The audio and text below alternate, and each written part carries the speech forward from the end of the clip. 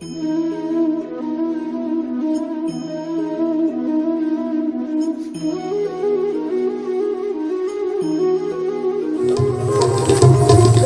आ गई।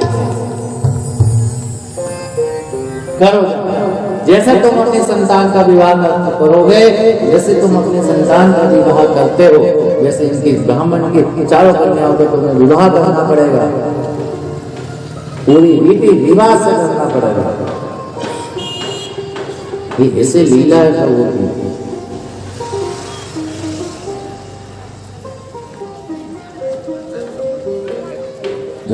कोई ऐसी स्थिति हो, कोई बेटे बेटे की शादी करना है, चिंता है, धन नहीं है, तो बस ठाकुर जी के पास चले जाइए। तो उनका श्रृंगार, उनकी छवि के दर्शन करके उन्हीं से प्रार्थना करना।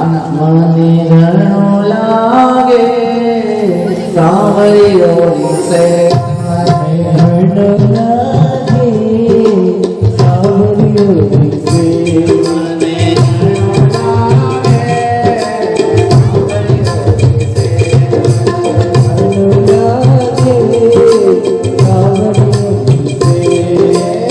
सावरियों से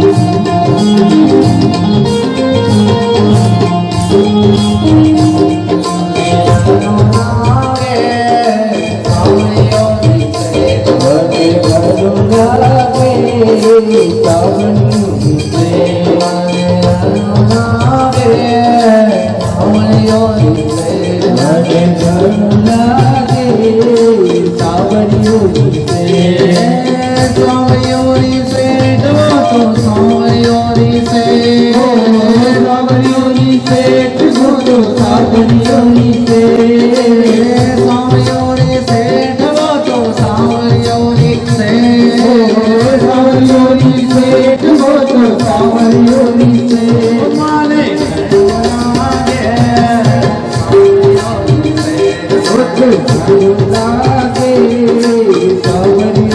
से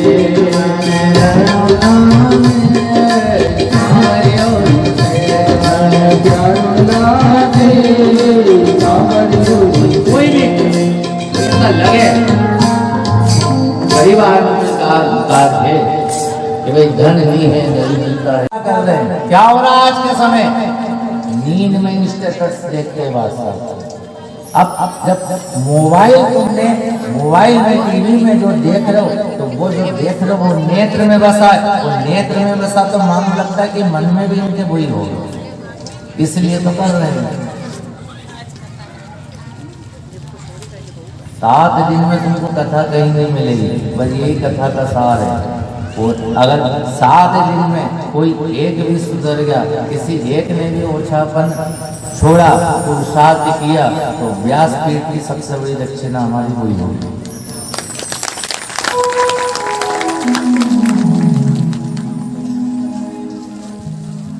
क्या बसाया?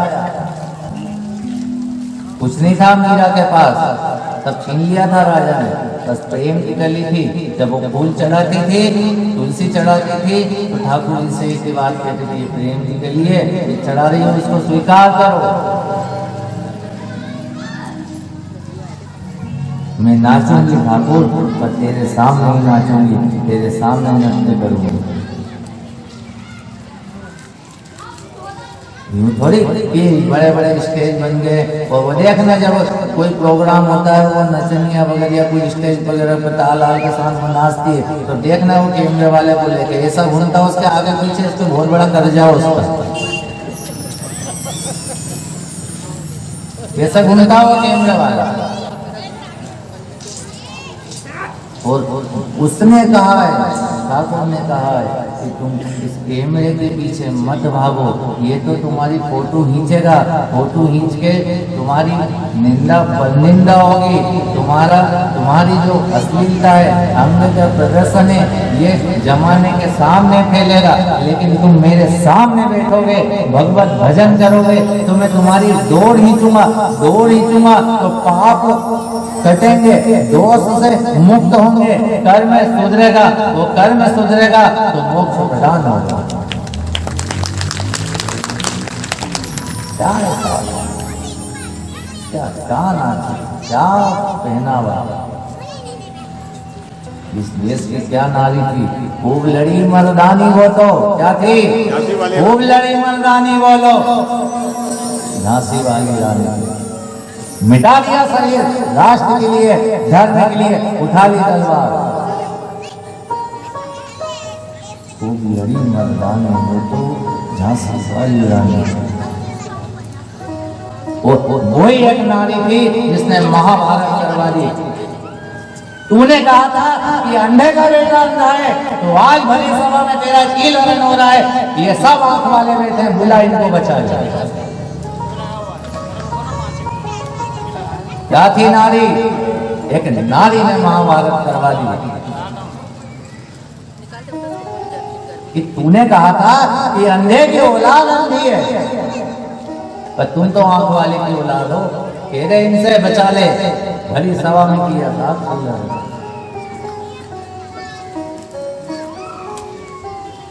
अब तो न नारी बची न किनारी बची, न ये बचा न ये बचा, अब तो इससे भी ऊपर आ गए हैं।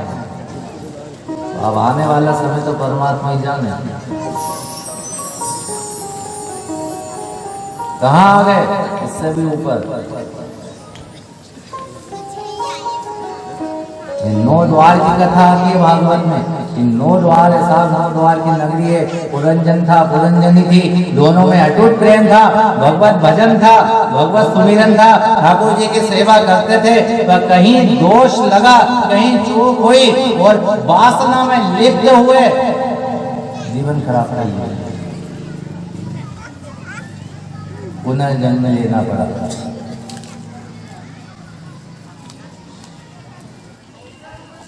कौन है नौ द्वार की नगरी? ये बड़े बड़े जो महात्मा है ना, साधु संत बैठे हैं, हे संत इस धरती पर आज हैं, वो थे भी जिन्होंने पहले ही घोषणा कर दी थी इस फलानी तारीख को फलाने समय में हम प्राण को त्यागेंगे। क्यों? क्योंकि तप था, भजन था, सुमिरन था। नौ द्वार तो है, नौ द्वार की नगरी भी है कि नौ द्वार से आँख से क्या देखना है, कान से क्या सुनना है, मुख से क्या बोलना है, मल मूत्र भी बाहर करना है, गंदगी भी बाहर करना है। पर तप किया, भजन किया, सुमिरन की, साधना की, तो दसम द्वार है। और इस दसम द्वार से जब प्राण निकलेंगे तो वो अपने प्रीतम से मिलेंगे। कथा तो है नौ द्वार की नगरी, पर दसम द्वार है, तो वो दसम द्वार से प्राण निकलते हैं और वो अपने प्रीतम से मिलते हैं। ये महिलाएं मांग में सिंदूर भरती है, क्यों भरती है? खत्म हो गई मांग ही खत्म हो गई, कहां से भरे? पर आज भी कुछ महीना है तो पूरी यहाँ से यहाँ तक मांग भरती है। यह संकेत है कि समझ जाओ, देखना यहाँ से मेरी मांग भरी है और ये दसम द्वार तक मेरे प्रीतम तक मिली है। और जब मैं भगवत भजन, सुमिरन, साधना तब होगा तो यहाँ से प्राण निकलेंगे और यहाँ से प्राण निकलेंगे तो मैं अपने प्रीतम से मिलूंगी। समझ जाना, ये संकेत है। ये कोई फैशन से थोड़ी मांग भरती है, फैशन ने तो मांग को हटा दिया, तो मांग भरना फैशन नहीं है।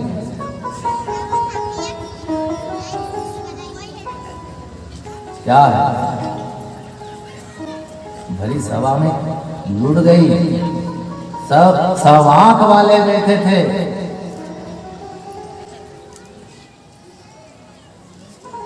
कोई अकेले में वस्त्र हरण नहीं हुआ। दुशासन ने द्रौपदी का कील हरण किया तो वन कमरे में नहीं किया।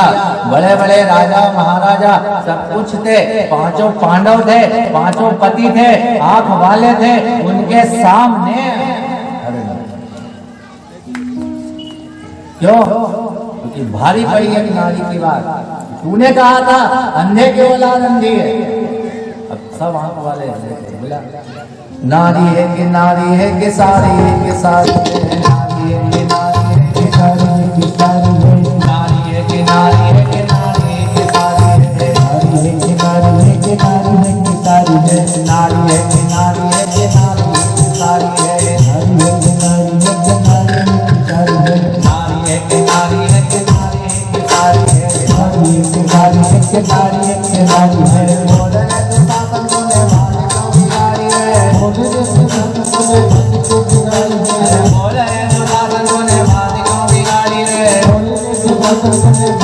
बड़ी सभा में बोला दुशासन ने, बता ये सब बुला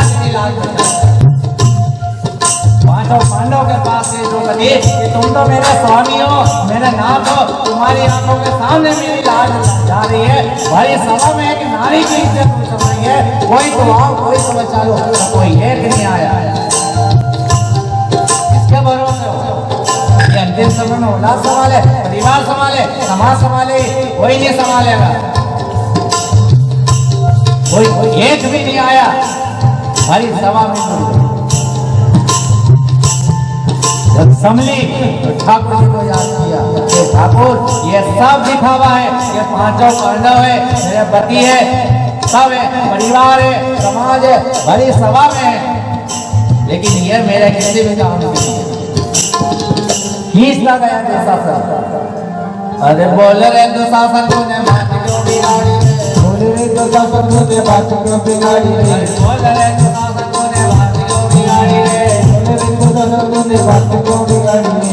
अगर लोग आप क्या खींच के परेशान हो, ढेर लग रहा है क्योंकि द्रौपदी पूरे परिवार समाज वो पूरी सभा में सबके सामने रोई, सबके सामने अश्रु बहाए, किसी एक ने भी नहीं बचाया। पर जब अंतिम समय समझ गई कि अब इस सभा में कोई नहीं जो मेरी लाज बचाएगा, तो वो ठाकुर के पास गए कि कन्हैया, मैंने तुझे एक चिन्नी दी थी, मैंने तुझे अपना भाई बनाया, आज तेरी ही बहन की बड़ी सभा में लाज बचा रही है। परेशान होगा दुशासन। सब लोगों ने कहा, अरे दुशासन तुम महाबली है, शक्तिशाली है, तुझसे एक नारी की शादी खत्म नहीं हो रही, कब से ही रहा है। अरे बोले रे दुशासन तूने बात क्यों बिगाड़ी है, बोले रे दुशासन तूने बात क्यों बिगाड़ी है, अरे बोले रे दुशासन तूने बात क्यों बिगाड़ी है, बोले रे दुशासन तूने बात क्यों बिगाड़ी है। नारी है नारी है आयो नारी है नारी है नारी है नारी है नारी है आयो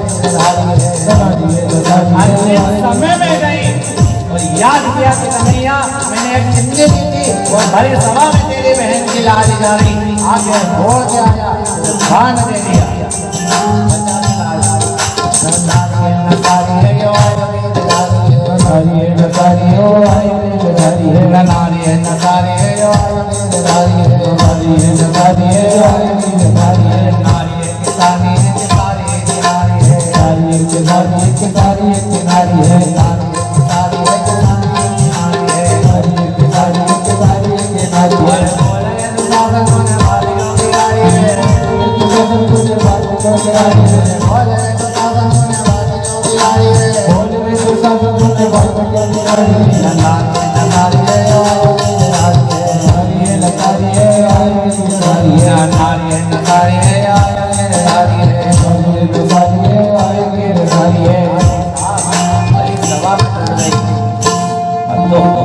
बढ़िया पंडाल में व्यवस्था ठाकुर जी ने की है, हम यहाँ बैठे हैं और मौज और मस्ती से कथा सुन रहे हैं। उस समय उस क्षण को याद करो जब भरी सभा में एक नारी की इज्जत क्या था, दो बोल भारी पड़े कि अंधे की अंदर से पुत्र से अंदर से तुम अंधे की औलाद अंधी हो। भारी पड़ गए बोल, दरबारी महाभारत।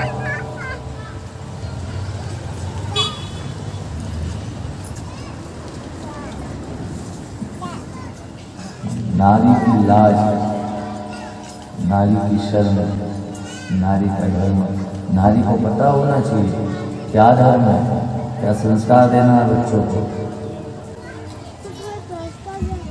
संगति अच्छी दे दी, संस्कार अच्छे दे दिए तो ठीक है।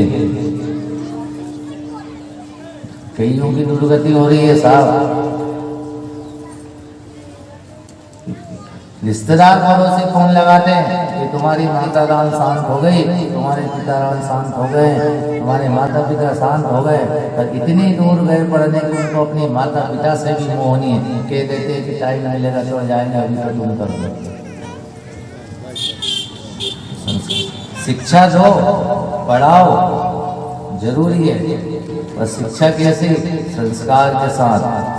संतान को बताओ कि हिंदू संस्कृति क्या कहती है, हिंदू धर्म क्या कहता है।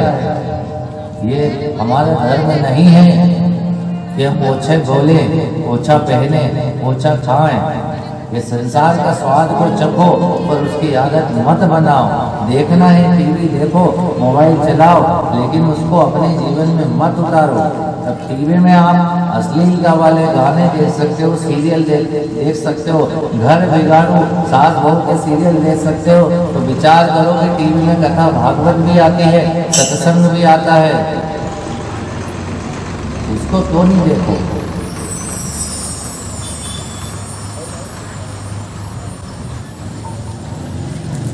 और एक सूत्र याद रखना कि धर्म के बिना धन, धर्म के बिना धन, परमात्मा को समर्पित किए बिना सत्कर्म। कोई सत्कर्म भी करो तो परमात्मा को समर्पित करो, उसकी वाहवाही मत लूटो कि हमने किया है।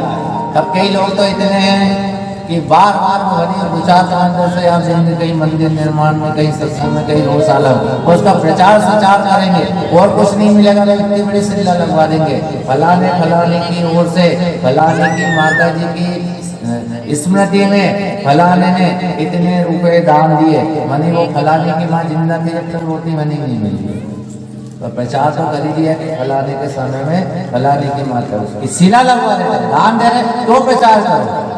दिया ना, तुमने तुम्हारी जेब से नहीं दिया, तुमको अगर धर्म परमात्मा ने दिया तभी तो तुमने पुरुषार्थ किया।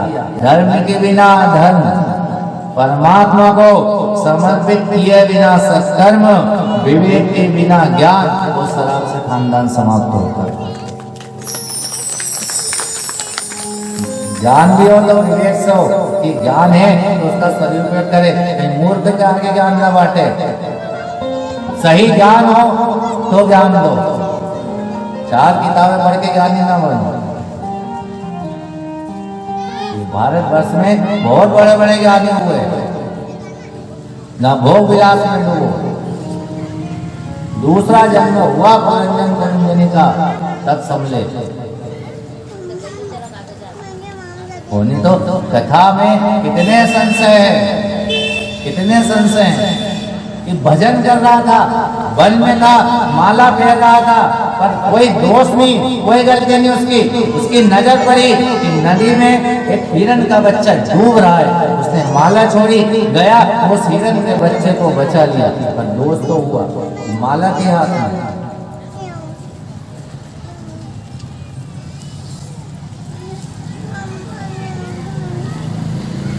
हमारे बीच में, हमारी कॉलोनी के स्थान के परम पूज्य गुरुदेव जिनकी कथा हम सभी ने इसी क्षेत्र में, इसी कॉलोनी में कई बार सुनी है। मैं आदरणीय परम पूज्य गुरुदेव सुशील जी जोशी से प्रार्थना करता हूँ कि वे स्टेज पर आकर अपना स्थान ग्रहण करें और हम तो ये समझें कि अपना आशीर्वाद देने हमें आए हैं। कुछ समय, थोड़े समय पहले ही छिपन रोड पर वास्तव स्थिति में इनकी कथा हुई है। मैं उनसे निवेदन करूंगा कि व्यास, जब ऐसे कोई आयोजन में कोई ऐसे संत अपने से बड़े कोई पदार्थ है तो लगता है कि इनकी कृपा हुई है।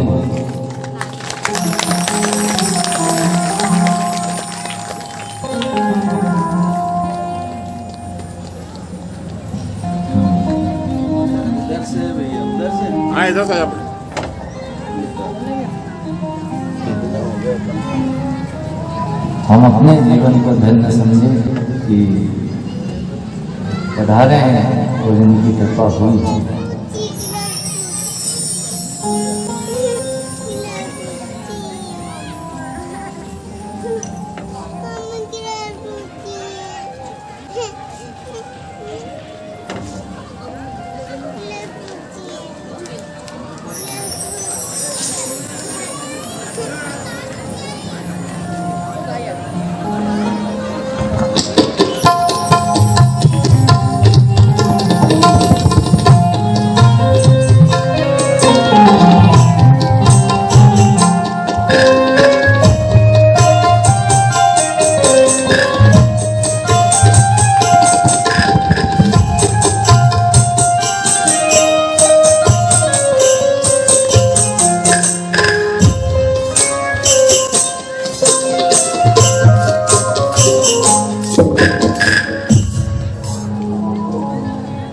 दोषीलो मातृदोषेण पितृदोषेण मूर्खता, दोषीलो मातृदोषेण पितृदोषेण मूर्खता, कार्पण्यं वंशदोषेण आत्मदोषादरीकृता।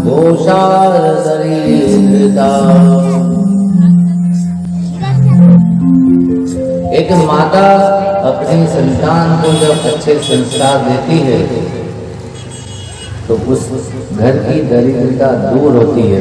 क्यों? क्योंकि सत्कर्म, संतान सत्कर्म करती है, सही राह पर चलती है, पुरुषार्थ करती है, माता पिता के धन को किसी अच्छे कार्य में लगाती है, कहीं गौशाला में दिया, कहीं भंडारे में दिया, कहीं गरीबों को दान किया, ये संस्कार वाले तो खेल है, लेकिन तार मिला रहे, ये तार जो है जुड़ा है वो जुड़ा रहे, ये तार नहीं टूटे। उसने विचार किया कि हिरण का है, डूब रहा है, और मैंने तो एक जीव को मरने से बचाया, लेकिन दोष लगा। पुनर्जन्म मिला, तो पुनर्जन्म मिला तो समझ गया पूर्व जन्म में जिसे गलती हुई, भूल हुई, त्रुटि हुई,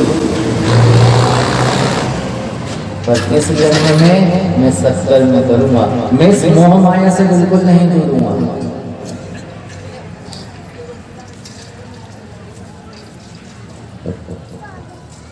दूसरा जन्म मिला तो जड़ भरत नाम हुआ। जड़ भरत इसलिए हुआ क्योंकि उनको घर में कोई काम के ही नहीं थे लोग, ना घर में कुछ काम करते थे, खेत में बिठाओ तो खेत में भी फसल की रक्षा नहीं करते थे, तो राजा पालकी से गिर गए।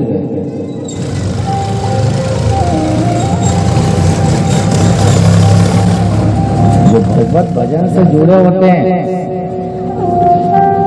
उन्हें फिर ये मोह माया से कोई मतलब नहीं रहता है। ये बहुत अच्छे ब्राह्मण थे, 4 कन्या थी उनकी, पर भगवत भजन करते, सुमिरन करते, संध्या करते, गायत्री करते थे, प्रातः काल 4 बजे उठते और प्रतिदिन गायत्री करते थे। कोई भी ब्राह्मण जब किसी के घर भोजन करता है तो 10,000 गायत्री का फल उस यजमान को मिल जाता है।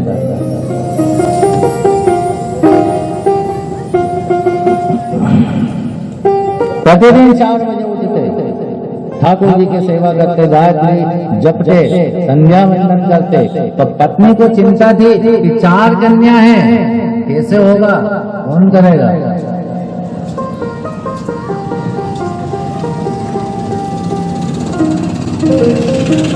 पत्नी ने कहा कि तुम्हें चिंता है, 4 कन्या हैं, कहां से आएगा धन, कैसे होगा विवाह। ब्राह्मण देवता ने संकल्प किया कि हे भगवती गायत्री, मैं तेरा पुरुषन करूंगा। लग गए साधना में, एक पुरुष चरण हुआ, कोई फर्क नहीं। किस बात की शर्मसार,